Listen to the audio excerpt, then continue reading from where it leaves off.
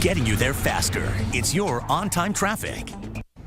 Well, we've had a great time here at Fan Fest this morning at Bartle Hall. Lots of activities, but there's plenty more things to do around Kansas City today. We've got the parade starting around 1 o'clock. Then we have the game, of course, starting this evening. So you're going to want to get there, and you're going to want to get there fast. Now, I can get you from here to the plaza in about 15 minutes, so let's go.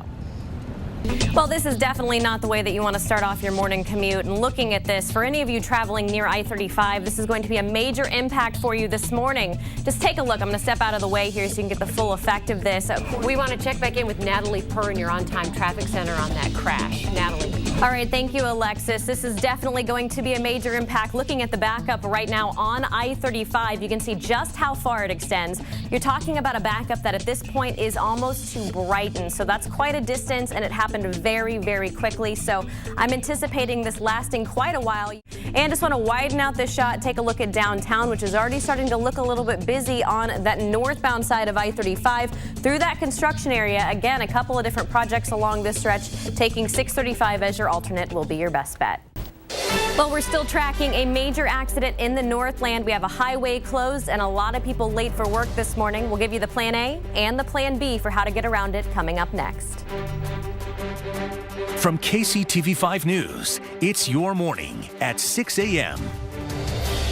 So one of the best things that you can do is make sure you're avoiding this altogether. So here is the location on the map. You can see just how far that red extends. So it is getting slow. So first option, make sure you're hopping off I-35 on 435 where it crosses over. But again, when there's no real movement down here to the south, you're going to see this just become a parking lot as well. So if you want to be safe, you could always take 435 all the way in, or if you are coming from an area that connects with I-35 quicker, taking I-35, traveling along 152 or Berry Road onto 435. That'll take you south before you can rejoin the highway. Guys, back to you. KCTV5's on-time traffic. It's useful real-time data that will speed your commute. I'm Natalie Puhr. Get where you're going faster and safer with KCTV5's on-time traffic.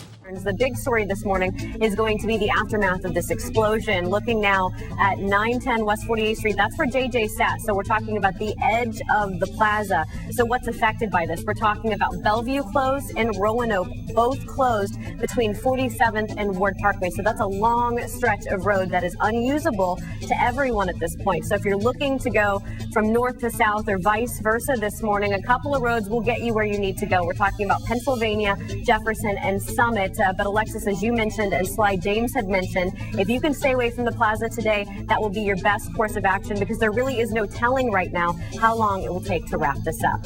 Is it wrong that whenever you talk about, the forecast, I relate that to hair terminology? Oh, is that what kind of a hairdo are we talking about today? Well, today is like a high risk of a ponytail with a slight chance for like a high bun, you know?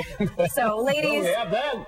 Okay. Sorry, Gary, but that's just how I hear it. My own little weather forecast. Natalie Puhr joins us now with a look at traffic. And Natalie, as Andrew Zimmerman was driving around, he said it looked like it was coming down sideways. And I even experienced that this morning. For people hitting the roads today, I mean, I joked a little bit earlier on Facebook. I said, oh, it's like I forgot how to drive in the snow, but I really forgot how to drive in the snow. I mean, it's been about 2 years since we've dealt with anything like this. So it's going to be extra treacherous for people who are commuting today to be cruising around town. So make sure you allow a little extra time if you do have to leave. And if you don't have to leave, stay in today. Okay, but this is brutal. Can't you just let me down a little easier than this? Yeah, well, like other men do? Arctic air does that. Sometimes it just comes in and just goes wham. Well, see, Gary, I feel a little bit bad because people are kind of beating you up over, forecasting, and all you do is kind of look at those models. So far, you're the only one who hasn't taken a swing at me yet. I made you a new one. Oh, you did? Okay. It's your new forecasting model. It's pretty accurate.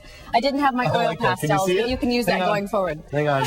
I'm probably going to mess up the... I'm a pretty good artist, so I'm just saying, but... Yeah. I keep thinking of the John Travolta movie from the 70s where he lives in the plastic container.